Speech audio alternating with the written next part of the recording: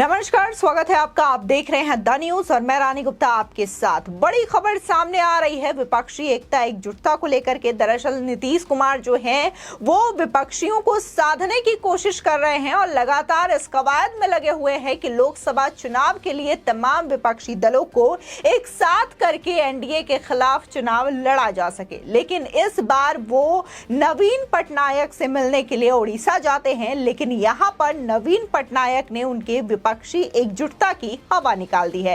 दरअसल नवीन पटनायक का ये कहना है कि हम अकेले ही ठीक हैं। साथ ही उन्होंने कहा कि हमारी मुलाकात तो हुई है, लेकिन गठबंधन को लेकर के कोई भी चर्चा हमने नहीं की है। आइए सुनिए आखिर नवीन पटनायक और नीतीश कुमार ने क्या कहा है। Ours is an old friendship, as I've said, and we've also been colleagues many years ago. No discussions were held about any alliances today. I want to repeat again, the land in Puri is being given free of cost to the Bihar government to build a Bihar Bhavan. आपको बता दें, विपक्षी एकता के लिए नीतीश कुमार ने मंगलवार को ओडिशा के मुख्यमंत्री नवीन पटनायक से मुलाकात की है। भुवनेश्वर पहुंचने के बाद बिहार के मुख्यमंत्री नीतीश सीधे नवीन निवास पहुंचे। उनके साथ जेडीयू के राष्ट्रीय अध्यक्ष लल्लन सिंह भी मौजूद रहे। दोनों मुख्यमंत्रियों के बीच करीब घंटे भर बातचीत हुई। मीटिंग के बाद नवीन पटनायक ने कहा कि नीतीश बाबू हमारे पुरानी सहयोगी रहे हैं, हम केंद्र में भी साथ साथ मंत्री रहे हैं। हमारे बीच चुनाव और गठबंधन को लेकर के कोई चर्चा नहीं हुई है। हमने उन्हें पुरी में बिहार भवन के लिए जमीन देने का वादा किया है। बिहार से हमारे पुराने संबंध है, वहां से लोग यहां भगवान जगन्नाथ के दर्शन करने के लिए भी आते रहे हैं।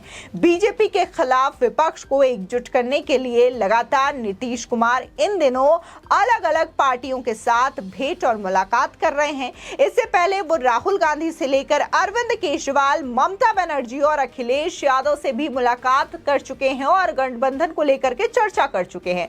बता दें कि 11 मई को नीतीश कुमार की मुलाकात उद्धव ठाकरे और शरद पवार से भी हो सकती है, ऐसा सूत्रों के हवाले से कहा जा रहा है। नीतीश कुमार 5 मई को ही नवीन पटनायक से मिलना चाहते थे, लेकिन ऐसा नहीं हो पाया। यही मुलाकात 9 मई के दोपहर भुवनेश्वर में हुई है। बता दें कि नवीन निवास पर लंच के दौरान दोनों नेताओं में बातचीत हुई है और समझा जा रहा था कि बीजेपी के खिलाफ विपक्षी एकता पर चर्चा होगी।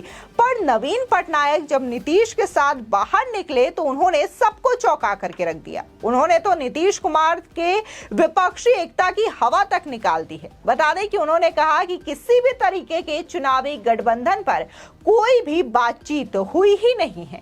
शुरुआत से ही नवीन पटनायक का जो झुकाव है वो कहीं ना कहीं बीजेपी की ओर ही देखने को मिला है।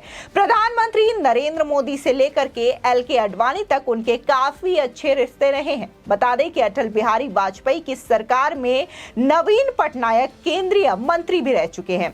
आपको बता दें, बिहार बीजेपी के साथ गठबंधन वाली ओडिशा सरकार में वे मुख्यमंत्री रहे। प्रमोद महाजन के निधन के बाद ये गठबंधन टूट गया, पर नरेंद्र मोदी से उनके संबंध हमेशा बने रहे हैं।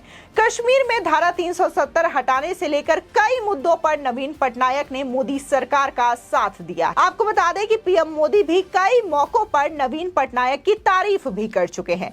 नवीन पटनायक और नीतीश कुमार की इससे पहले जनवरी 2020 में मुलाकात हुई थी और उन दिनों नीतीश बीजेपी के साथ थे। पूर्वी जोनल काउंसिलिंग की बैठक में तब केंद्रीय गृह मंत्री अमित शाह और बंगाल की सीएम ममता बनर्जी भी मौजूद थी।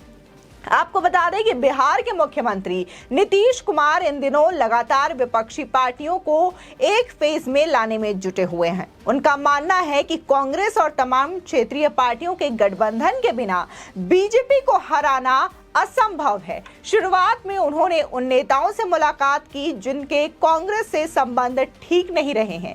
इसी कड़ी में उन्होंने बंगाल की सीएम ममता बनर्जी, दिल्ली के मुख्यमंत्री अरविंद केजरीवाल और फिर यूपी के पूर्व मुख्यमंत्री अखिलेश यादव से मुलाकात की। आपको बता दें, दरअसल ममता बनर्जी और अखिलेश यादव तो कहते रहे हैं कि उनके लिए कांग्रेस और बीजेपी दोनों ही एक जैसे हैं। नीतीश ने ऐसे नेताओं को समझाया है कि बिना कांग्रेस के विपक्षी एकता का असर नहीं हो सकता।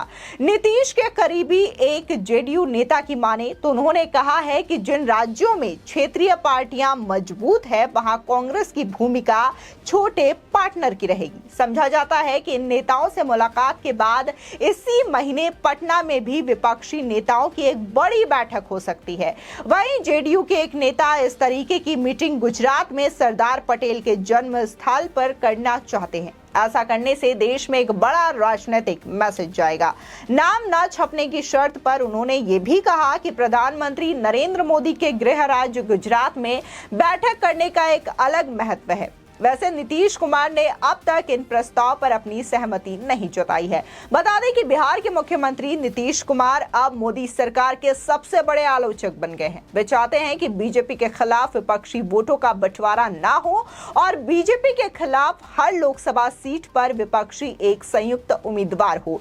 ये काम असंभव तो नहीं है पर बहुत पेचीदा और मुश्किल से भरा हुआ लग रहा है। बता दें कि नीतीश कुमार पहले ही कह चुके हैं कि तीसरा मोर्चा बनने से बीजेपी के ही फायदा होगा, जिसकी वजह से नीतीश कुमार इस कवायद में लगे हुए हैं कि तमाम जो विपक्षी पार्टियां हैं, विपक्षी नेता हैं, उनको एकजुट किया जाए और एक संयुक्त उम्मीदवार उतारा जाए। तो वहीं दूसरी ओर लोगों का यह भी कहना है कि नीतीश कुमार यहां पर अपना फायदा देख रहे हैं और वो भी कहीं ना कहीं प्रधानमंत्री बनने के सपने संजोए हुए बैठे हैं, जिसकी वजह से वो ये चाहते हैं कि विपक्षियों को एकजुट करने के बहाने वो विपक्षी की ओर से एक प्रधानमंत्री के उम्मीदवार के तौर पर खुद को पेश कर सके। लेकिन यहां पर लड़ाई काफी ज्यादा दिलचस्प भी हो सकती है, क्योंकि अगर हम कांग्रेस पार्टी की बात करें तो कांग्रेस कहीं ना कहीं राहुल गांधी को अपने पीएम उम्मीदवार के तौर पर देखना चाहता है। वहां ममता बनर्जी की बात की जाए तो ममता बनर्जी भी प्रधानमंत्री बनना चाहती हैं। ऐसे में अगर बीजेपी के खिलाफ विपक्षी पार्टियां एक खेमे में उतरती भी हैं तो सबसे पहली जो लड़ाई है वो प्रधानमंत्री उम्मीदवार को लेकर के होगी और जिसकी वजह से विपक्षियों में फूट और जो विपक्षी एकता बनाने की लगातार कवायद हो रही है उसमें साफ तौर पर रंजिश और फूट देखी जा सकती है। फिलहाल जिस तरीके से नवीन पटनायक से जो उम्मीद, जो आस लगा करके नीतीश कुमार गए थे कि जैसे उन्होंने केजरीवाल से मुलाकात की, अखिलेश यादव से की और ममता बनर्जी से की, तो शायद यही रिस्पॉन्स नवीन पटनायक से मिलेगा। लेकिन यहां पर नवीन पटनायक ने उनका पूरा का पूरा खेल ही पलट दिया, क्योंकि उनका पहले से ही झुकाव प्रधानमंत्री मोदी और बीजेपी के फेवर में भी रहा है। चाहे वो बीजेपी के पुराने नेता हों या फिर वर्तमान में प्रधानमंत्री मोदी हों, उनसे सभी के जो संबंध हैं वो काफी ज्यादा अच्छे रहे हैं और कई बार बीजेपी के नेता भी नवीन पटनायक के बारे में काफी ज्यादा तारीफें करते हुए दिखाई दिए। इसके बावजूद नीतीश कुमार शायद ये सोच करके गए थे